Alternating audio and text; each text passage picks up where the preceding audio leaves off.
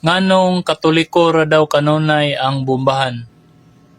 Katoliko ra daw kanunay ang ligsan sa uban nga mga protestante. No? Kasagaraan Katoliko ang birahan. Isa rin akong nakita kini Tungod kay ang Katoliko is nagbuhat sa mga butang nga wala gitudlo sa Dios. Nga wala gitudlo sa Dios diha sa balaang kasulatan. Basahan ra gud ninyo ng Bible kanang for gospel.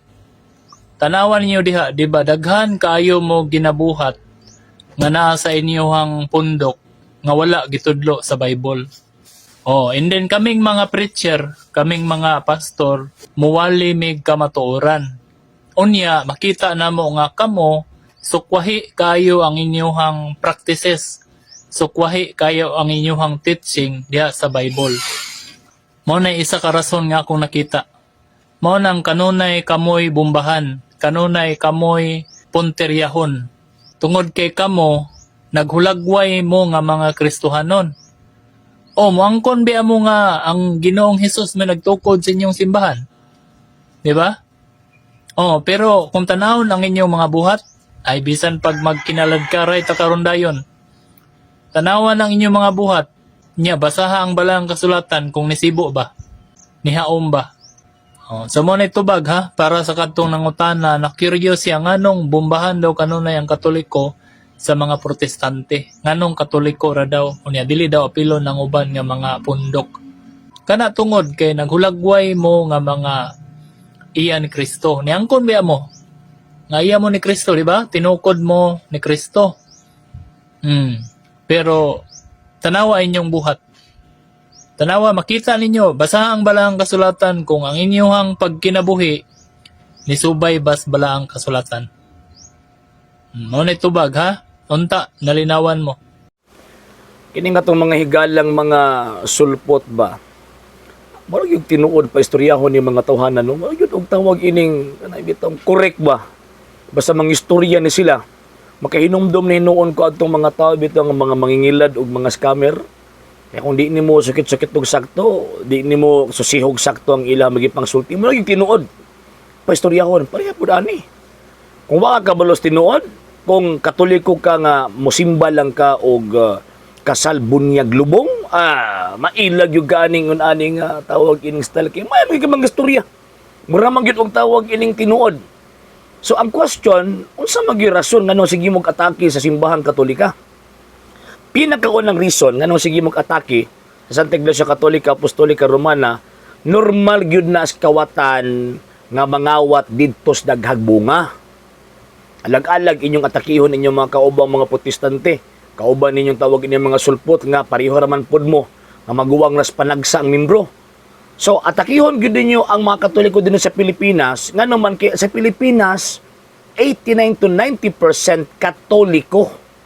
Unya ang hilig ninyong tawag in istoryahan, ang hilig ninyong wali-walihan kadto mga Katoliko pod nga musukan pa ba musimba lang og tawag ining kasal, musimba lang og bunyag, musimba lang lubong, musimba lang pista.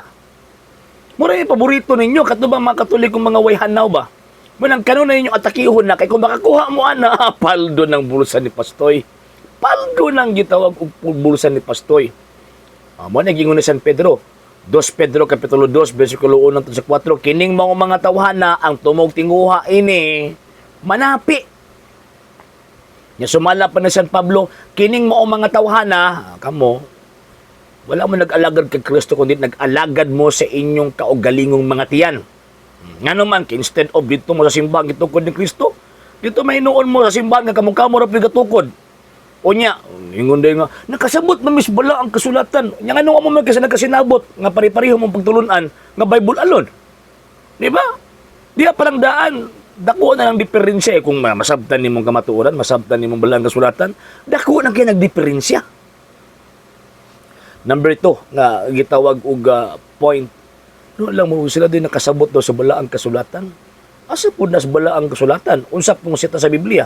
Kapitulo ug bersikulo nga gitagaan mo sa Ginoong Dios og kahibalo para magtudlo sa iyang pulong ilabi na sa nakasulat sa balaang kasulatan. O tanawat tong yunuko kana sa buhat sa mga apostoles nagbasa sa kasulatan gipadad-ang gyud. Si Espiritu Santo gipadala si Filipe aron magtudlo niya. Nagpasabot nga dili pwede nga magbasa ka lang balang kasulatan nga way magtudlo nimo. Ang question, kasi may nagtudlo ninyo anang balang kasulatan, kamo-kamo ra pod. Masalabaw pa mo atong yunuko, di ba? Masalabaw pa mo sa Espiritu Santo.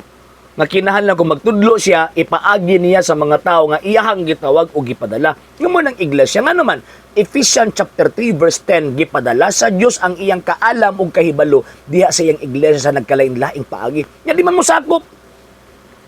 Kaya nagtukod man mo inyuhang gitawag o kaugalingong pundok. So buti pasabot, dili mo maapil. Wa mo'y apil. Sa nakasabot, sa balaang kasulatan o tanawa. Wa mo kasabot o di tanawan ng mga kauban yung mga sulpot. Kamo mismo mo nagkasinabot. Kung may katoliko, mag-unay rapod mo inatakihay. O niya, mag-usa rapod mo kung nanay katoliko. Mag-usa rapod mo atake kung naanay gitawag og katoliko. Pag may katoliko, ay mag-unay rapod mo eh. Di ba? Tanawan na sila, magdibatihe rapod na sila basta may katoliko. Di ba sila magkasinabot nga parihon ta sila pagtulunan na Bible alone. And sumala pa nila, kami nga mga preacher, kami nga mga preacher, kaysa po nagpadala ninyo. Ang preacher nga naa sa balaang kasulatan, gipadala, o di ba? St. Matthew chapter 28, verse 19 to 20, gipadala ni Kristo iyang mga apostol. O niya, sumala pang St. Pablo, Romans chapter 10, verse 14 to 15, kung saan man pagwali, kung wala, gitawag og pinadala.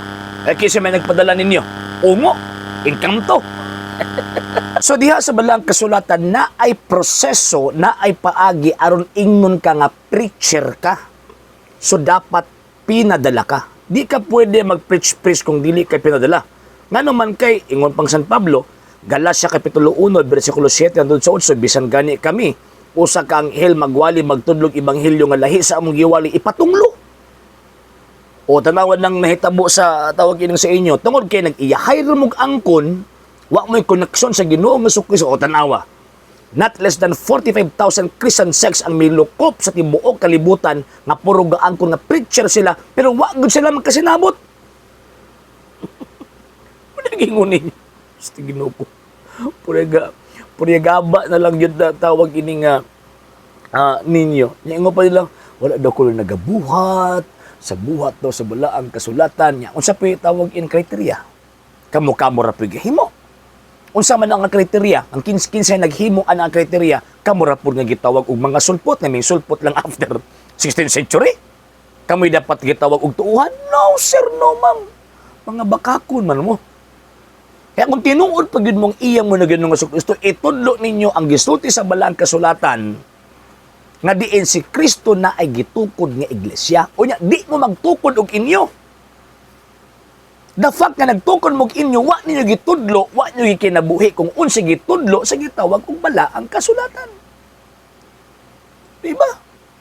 Yang style ninyo kay para tawag ini makalusot mo, may ngundayin nga, tanawan na inyo mga membro, mga badlungon kayo sa tinuod lang og ato ang susiho pagsakto kung ingon ana ang inyong kriteriya ang unang maigo si Kristo.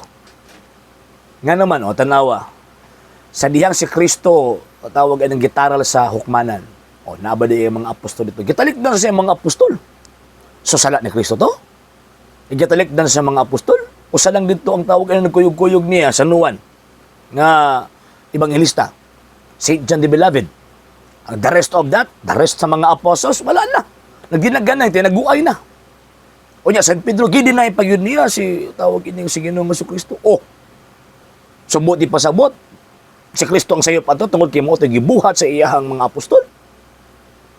Kaya ang style magud ninyo, ilabi ng mga sir, mga ma'am, style magud nila, para ingdautan ang Katoliko, kanang mga badlungon sa Katoliko, ilang ipahid sa simbahang Katolika.